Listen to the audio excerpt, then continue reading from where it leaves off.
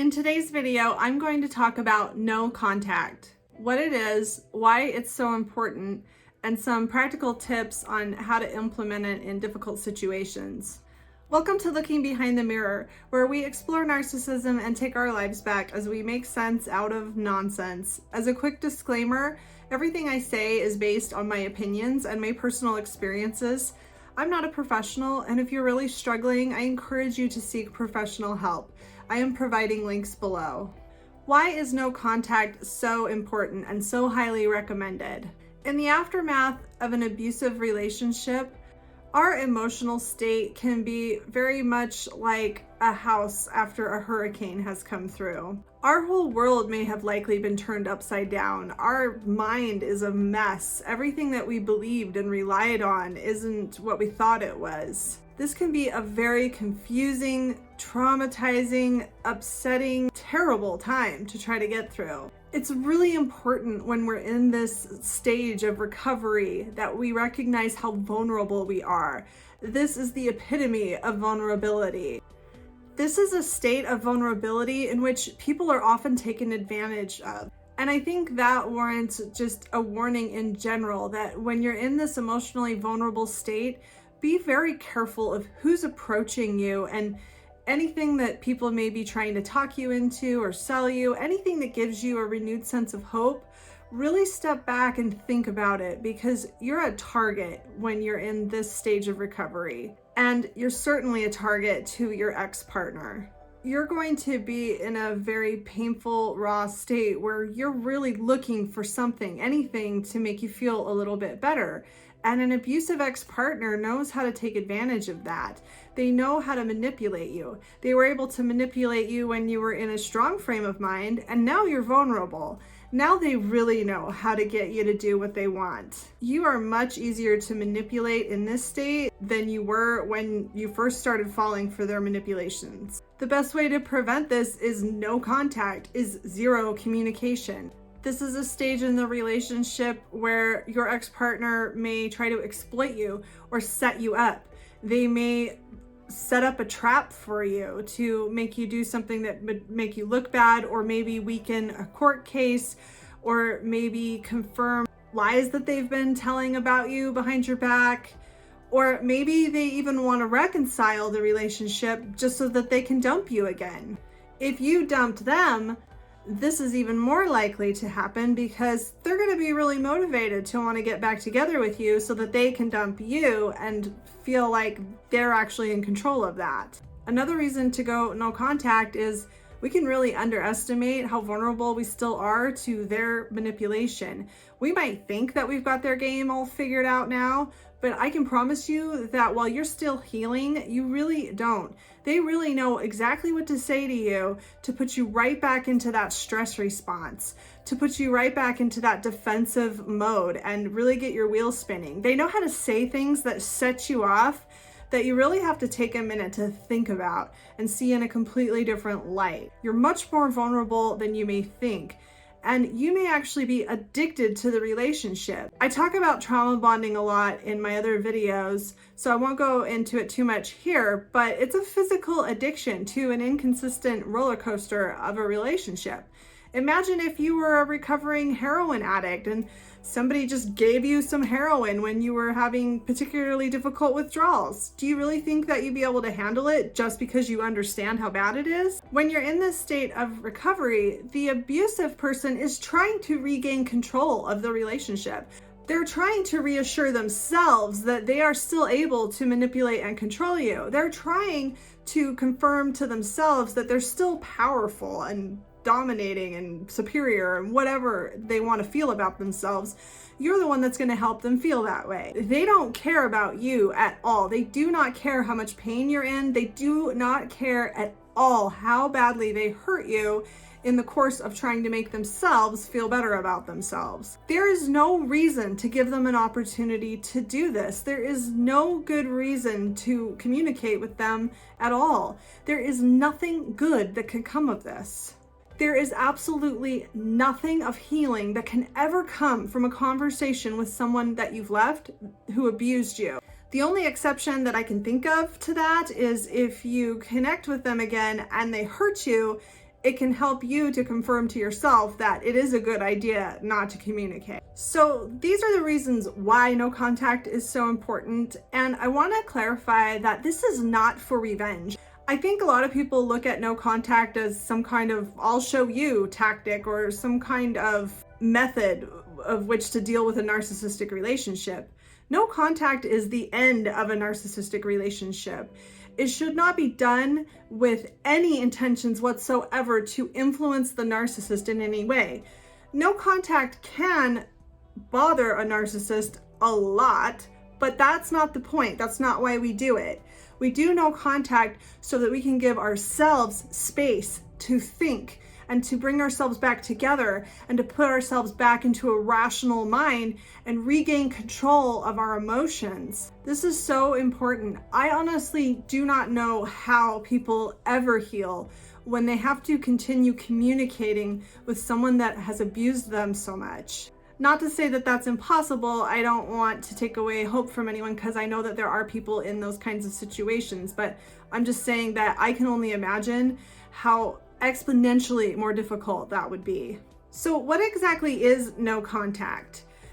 No contact can range anywhere from not responding to anything that they say or send to blocking them on everything and cutting off any avenues of communication whatsoever so that they cannot call you, they cannot see your social media profiles, you can't see theirs, that you have completely cut off everything, you've thrown all their personal items away that they haven't picked up. That's an extreme end of no contact that a lot of people do recommend. I don't think it's always so cut and dry. I know for me personally, I was in a situation where I did not feel comfortable blocking this person because I felt extremely anxious and uncomfortable wondering if this person was trying to contact me. I wanted to at least know if this person was trying to text or call me, and I just couldn't handle not knowing, just wondering. So I really feel like even though I completely ignored all correspondence, I still saw it. And in that specific situation, I would recommend not reading what they send, but just knowing, yes, this person is still trying to manipulate me. Of course, there's nothing wrong with blocking absolutely everything if that makes you feel safer. Again, it's a personal decision. And if I were you, I would really try to sit and rationally decide what is going to benefit you and what is going to help you stay in a state of healing. So what I was trying to say is that for me personally, no contact was keeping avenues of communication open in which I could see if communication was being attempted, however, not responding at all to any communication attempts. Letters, emails, phone calls, voicemails, text messages, completely ignored, but I knew that they were coming through. And for me, I really feel like that was the best way to go because personally, it helped me feel safer not wondering if this person was trying to contact me or not. That being said, I wasn't in a situation where I was being text messaged 150 times in a day. If that's you, then maybe do block that person. Like I said, it's a personal decision. I really don't think that there's any blanket rule that applies to everyone. Now, what about situations where you can't go 100% no contact? First of all, I would encourage you to really ask yourself, am I making excuses to contact this person? Because I know this is an addiction.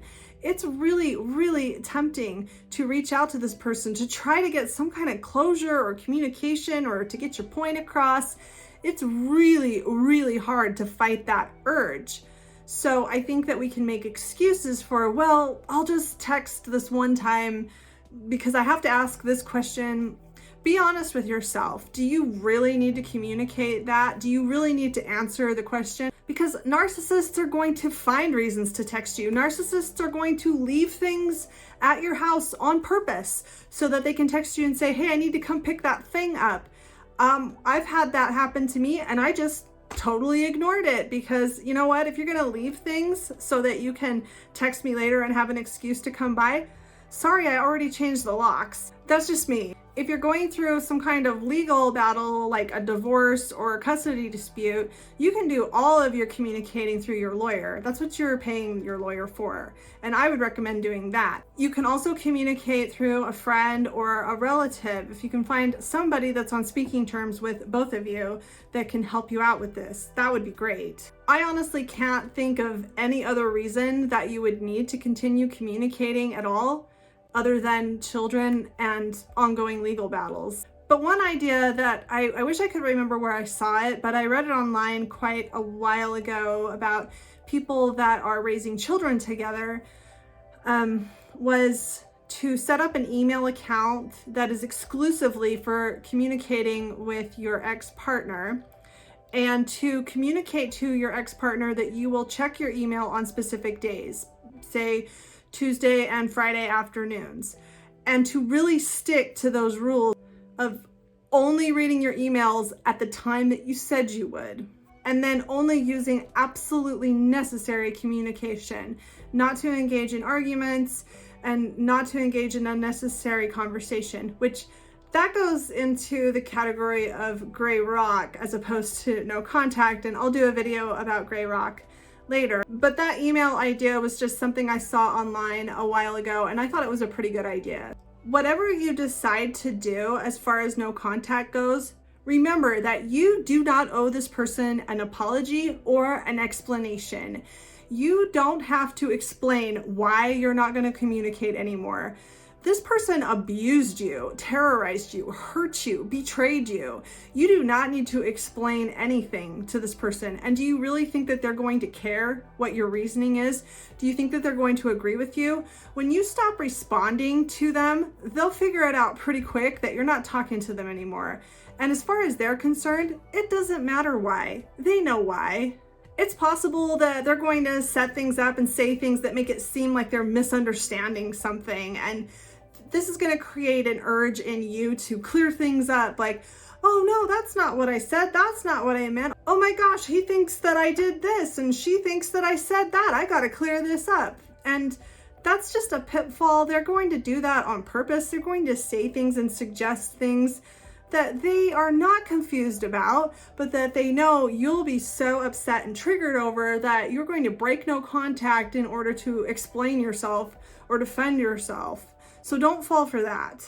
Bottom line is the narcissist is not gonna like that you're not talking to him or her anymore. They're not gonna agree with it, and it's quite possible that they're going to go to extreme lengths to break this no contact. It's really simple. Just don't respond to anything. Even if they are knocking on your door, just don't answer the door.